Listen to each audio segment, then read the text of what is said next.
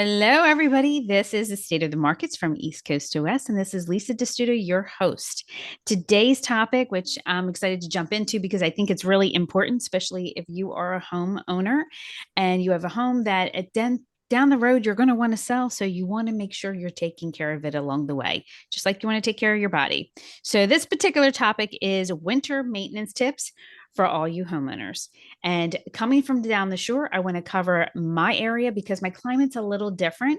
And there's things that you have to be in tune to, like the fact that when you are on the coast, you are susceptible to that sea water that it gets, the salt is in the air, and that does start to corrode. We have the There we same. go. Start to Corrode.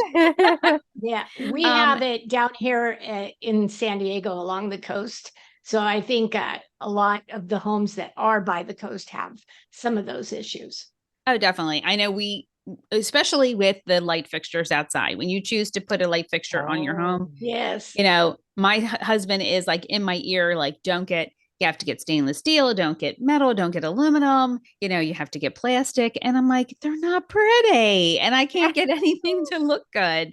But I just, I end up winning. I did pick one, and when it corrodes, we'll replace it. I was going to say, how long does it last? A couple years, maybe a season? Oh gosh, probably it could be anywhere between 3 to 5.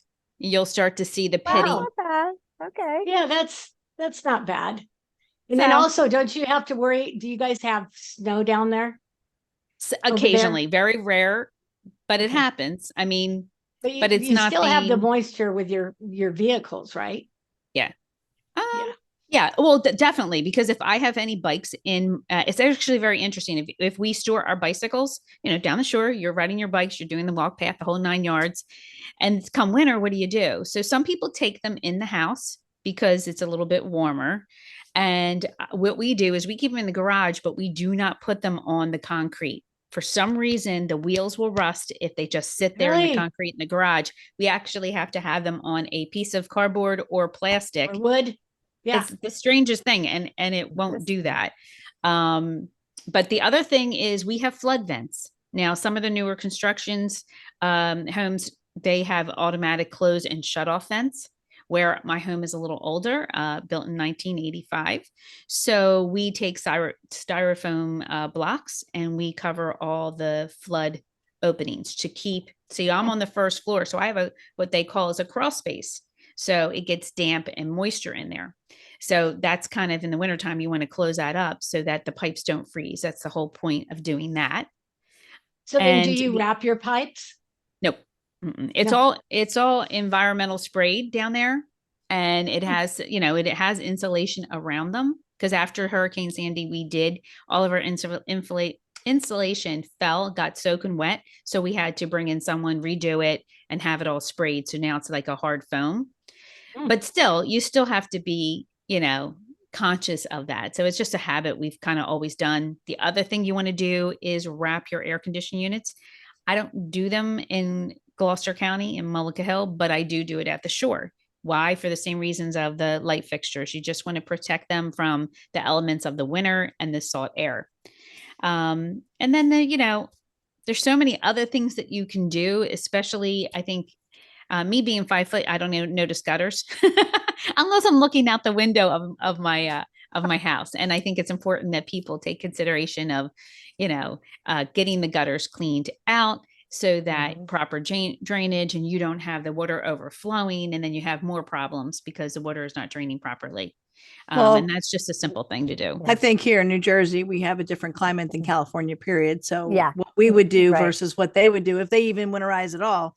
One thing that my husband and I were actually even discussing this morning was our pool, and draining that down and blowing out the lines, and of course blowing out all of our hose bibs and disconnecting all the hoses and blowing out all those lines that run underground, because we have one that goes from the house to the back garage, so it's underground. If you don't blow those out and they're just below the front, they could freeze and then crack. And then come spring, go turn your faucets on and things are broken. Pipes are broken. Oh, that's a good point. Yeah, you need about 4 feet of ice to skate on. You need at least three to 4 feet of ice in my mind.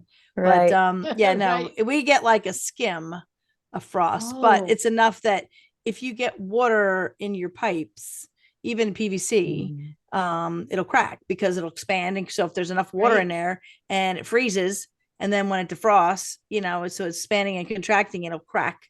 And so you have to make sure you blow out all your lines. And we were just discussing that this morning because we had blown them out, but then it got a little bit warm and we needed the hose. And he's like, I really need to get back out there and probably blow the lines again. There's probably some water in there. So it's 32. It was 32. That's really interesting. Yeah. Well, here in SoCal, it is all water for us. Our winters consist of either you're concerned about the water getting in or fires. So it's either water or fires for here at the very same time.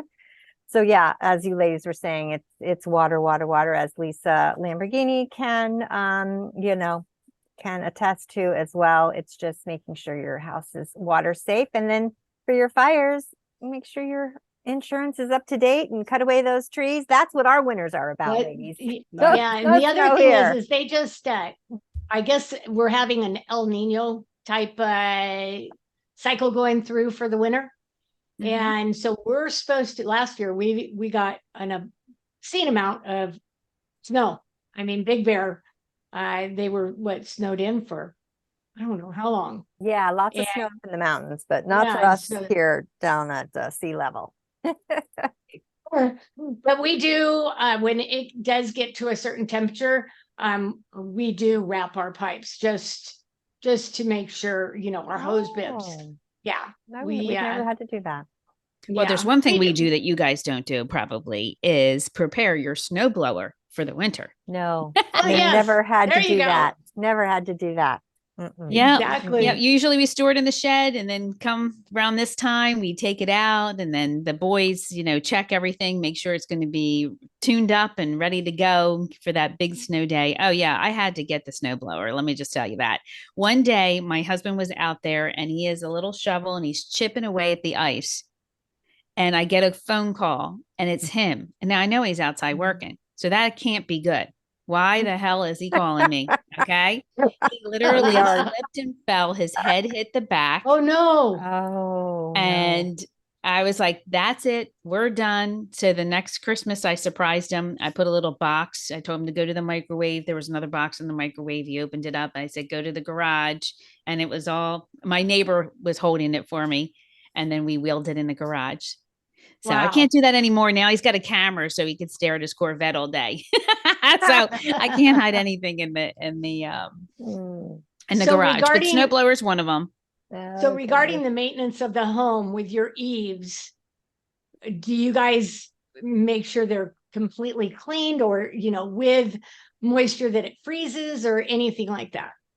Yeah, you want to make sure everything's debris, because if you get water in there and it can't flow, the water will sit and freeze, and then you're going to have blockage, and you could, all these things. If you have an older roof, you can end up having water backing up and, causing watery roads, no matter what. Right. Watery roads. Because a lot of homes down here don't have eaves at all. And so that was definitely something on the maintenance. Some other things you want to check just to winterize your home. Again, Southern California, not so much. Because, check your windows, make sure you don't have any cracks, or, maybe use thermal curtains to help with energy efficiency, kind of keeps the cold out and the heat in. And, some people, I know when I lived in Maine, we put storm windows in. So every year we changed out 30 some windows and put storm windows in. Really? Yeah, because it could get to 30 below zero. So you put storm windows in. So you have different windows for the winter. So really? Yep. So is that on the outside of the window, as in that they would slip in, or you actually completely remove them? I wish I could remember because I was a kid, but I just remember we would put storm windows, take the screens come off, the storm windows go up. So I think it's an addition on the outside, maybe an extra pane. I don't think we completely removed all the windows. I think it's an extra pane. Now, today, windows are different. So this house was from the Civil War era, turn of the century, this was an older home, but people did do storm windows in older homes. But now maybe, modernized, you don't have to do that. But that is something probably somewhere some people still do. But yeah, I mean, just checking your heating system, sealing drafts, that's like a big thing. Just making sure you can keep the drafts out helps your home.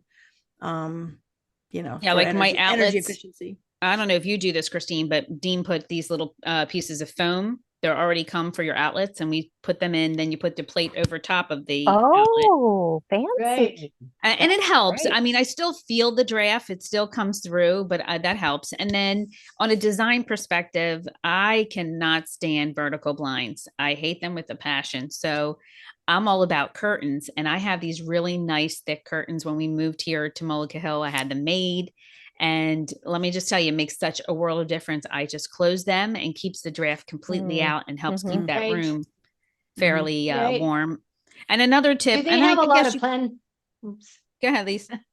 Do they have a lot of plantation shutters in New Jersey or your area? They're a big design feature for down the shore. A lot of people love that down there, but I don't necessarily know if that really keeps your house. Oh no, warm. I just was yeah, correct.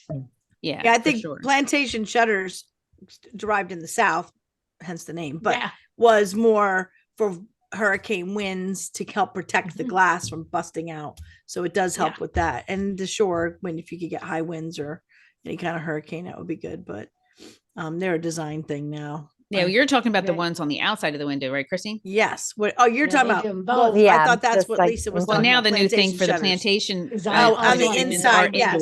Yeah. Correct. Yes. To give you that look. But if you did those on the inside, they probably would help a little bit if you had them closed. Yeah. Keep some drafts out, but because they're pretty thick. The thermal curtains are like the best for me. Yeah. Gotcha. And another thing is, and everybody can do this one, and that's basically reversing your ceiling fans. It's just a simple tip to kind of push that warm air that's going up to the high ceilings and push it back down on you. So that should help for sure. And then everyone should always have an emergency kit in case of a power outage. I got a question. Do you guys have fireplaces, or are they? So then, do you have the chimney guy come in and make sure there's no nests or anything like that, or what do you do? Well, I have a guy that comes. I have a gas, so he comes for $75. He takes the glass off. He cleans it because I'll get spiders that go into the system and make a nest. And then the clicker may not come on. Really? So yeah, he's a lifesaver. So he just comes in. He's really inexpensive, and he'll clean. We only have one gas fireplace, so I don't have a real one. I think Christine, don't you have a real one? We did. We converted it to gas because for some reason when the builder built it, they did something wrong with the flue or something, and we would get a lot of smoke back into the house. And we burned it for the first couple of years. And I was like, I can't stand all this smoke. You would come from upstairs, you just see smoke kind of sitting in the vaulted area. And I was like, so we decided we were going to go with the gas. And it's been great because it's a great backup heater or additional if it's really chilly. Yeah, we have a guy that lives right down the street from us. That's a chimney sweeper. Yeah, that's convenient. Yeah, and it is. But he says, the biggest thing is to get that cleaned, even if you have, the flue or whichever the chimney, because birds just love to do a nest. Oh, big time. Oh yeah. And so that I didn't realize on the spider thing, but I definitely know on the bird nest thing. Oh yeah, I've seen some really crazy bird nests in chimneys. It's just, I'm like, how long did this take to have them make? It's crazy. Right. But a lot of people don't know how to use fires. Yeah. And the other thing is a lot of people don't know how to use their fireplace. So if they have a wood burning and they get the heat too high, I believe, and I'm not the expert, but you could crack if the firebox too much. Yes. Thank you. The firebox. I know at the time I couldn't think of what it was. And I've had transactions where the firebox has been cracked and you're looking at a 10 grand to fix. Yeah, it is. So I had one transaction where the seller was willing to have it fixed rather than take money off. Yeah. So and if that worked out great for my client. Yeah. And if a buyer wants the house really bad, maybe they just don't use it as a fireplace. Just gets to hold your candles and look pretty. Yeah, I just was going to say the candle. No, Christine's right about the emergency kit. I want to leave this with our listeners. Make sure you have batteries, backup batteries, you have candles, matches in case your clicker runs out. Happens to me all the time. I want that damn clicker and it just won't go. And I'm like, where's the matches? So, yeah, I don't know. Is there anything else on the emergency kit that anyone can think of that I didn't mention? Well, if power goes out, you want to make sure I don't know how expensive you want your emergency kit, but make sure you have water supply. And, you know, if you have, like for me, I have a well, so my well's not going to pump if electricity's out. Generator. So I have to, yep. And you know, so, I don't have a whole house generator. I do have a generator to run my refrigerators and stuff, but, yeah, I mean, I don't know, candles, batteries, those kind of things. All those good things. Absolutely. All this stuff. So I hope that you maybe all enjoyed this topic on how to prepare your house for the winter, because it is very important. As you could tell, we're all given tips of the areas where we live in, and all we want for you guys to have a safe home and to enjoy this winter and just snuggle up with your hot chocolate and enjoy the snow. If you get snow, I know not everybody gets snow, but for us down here, that's what I'm looking forward to. A nice big snowstorm. So I hope we get one. So I hope everyone enjoyed this episode, and stay tuned and follow for more. Thank you so much.